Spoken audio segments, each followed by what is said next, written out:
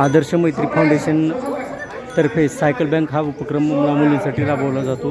त्याचं आज वितरण या ठिकाणी संजय बनसोडे साहेब, बाबासाहेब पाटील, आमदार विक्रम काळेसाहेब तसेच सुप्रसिद्ध उद्योजक दिलीप भाऊ माने यांच्या हस्ते झालेले। यांचे अध्यक्ष आहेत संतोष बिराजदार सर।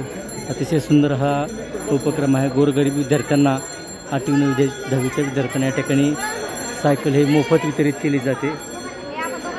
आज 15 ऑगस्ट निमित्त, स्वातंत्र्य दिनानिमित्त 100 सायकलीचं वाटप या विद्यार्थ्यांना करण्यात आलेलं आहे।